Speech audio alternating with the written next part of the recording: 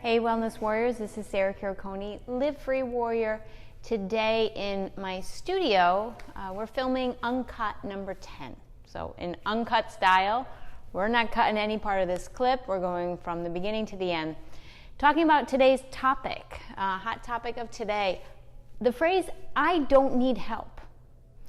If you're someone who's ever been through an addiction on their way to maybe seeking recovery, addictions themselves are really intricate, tricky things, and oftentimes it doesn't have anything to do with the actual substance that we are addicted to.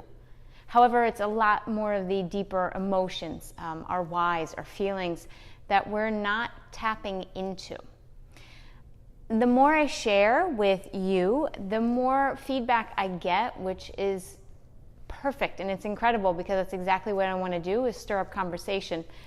A lot of the people who are reaching out aren't exactly the ones who have the addiction, and it's a lot of the family members, the friends, that are saying, this person needs help, but I can't get them to do it.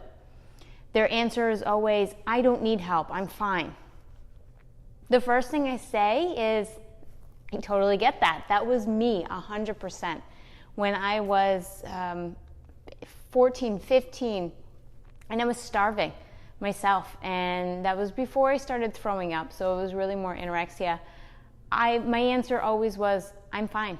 I am perfectly fine. I don't need help. I'm fine. But when you see someone losing weight each week that passes, the person's really not fine. I wasn't fine. But I was telling everyone that I was fine. It's a deflection mechanism. It's I'm not ready to admit that there's an issue, or I'm not seeing that there's an issue. The same for alcohol. I would go every morning waking up and drinking, and I still didn't see that as a problem. I would even swapping addictions, right? So it would be one day having in the throes of an eating disorder, the next day drinking.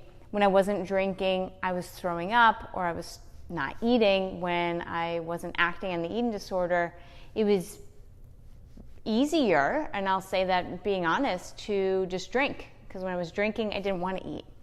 So it was trading one addiction for the other, which oftentimes addicts, recovering too, that's what we do.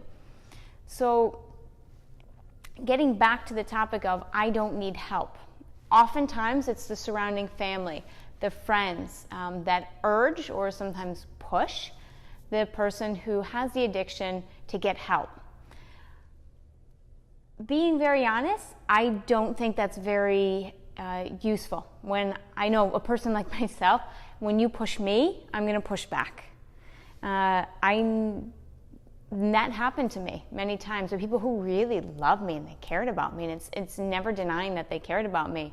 My family, some of my friends, they cared about me. They wanted to see me better, but I didn't, and I didn't want that for myself. So when they pushed me to, you need help, you need to go to this therapist. I remember going to probably 5 different therapists before finding one that I actually talked to, who I lied to, just to kind of get my way through, to really realize that this wasn't working for me.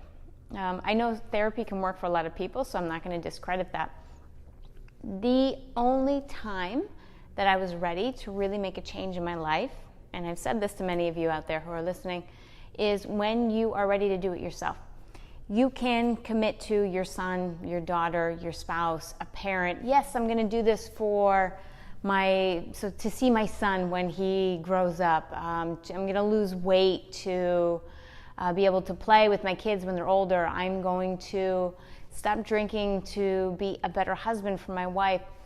They're all great intentions, and I'm not going to discredit that, but I will say the real true healing is when you start doing it for yourself. That's the first step. When you really start recovering is when you say, I'm going to do this for me. Going back to my personal story, the moment that I stopped drinking and then I really started to take more control of my eating disorder was when I recognized I wanted a better life for myself. It was when I met who's now my ex-husband, but at the time was my boyfriend, and I said, I see his life, and I see how he is with his friends, his family, and I want to be a part of that. I want to be well enough to live healthily, to be a part of that. When I made that commitment to me that I wanted better, that I knew I deserved better, that's when the real healing started. And that's when I started seeking different tools to cope and to deal with the underlying emotion of both the drinking and the eating disorder. The phrase, I don't need help, doesn't necessarily mean that the person doesn't need help.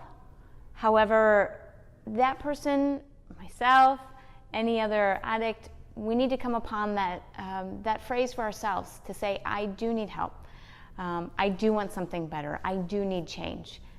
That is the moment that you can be there to support the person, to guide them if they have help, without judgment, without pressure, without force. And I would say that that is one of the best ways that you can show love and support, is by saying, when you're ready, I am here for you. So I hope that was helpful for you, for someone you may know. And I'm going to continue to bring up these kind of topics here on these Uncuts.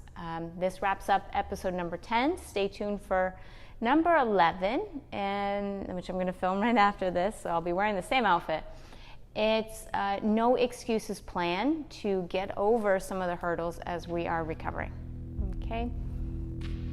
Live free from what really pulls you down. Be honest with yourself.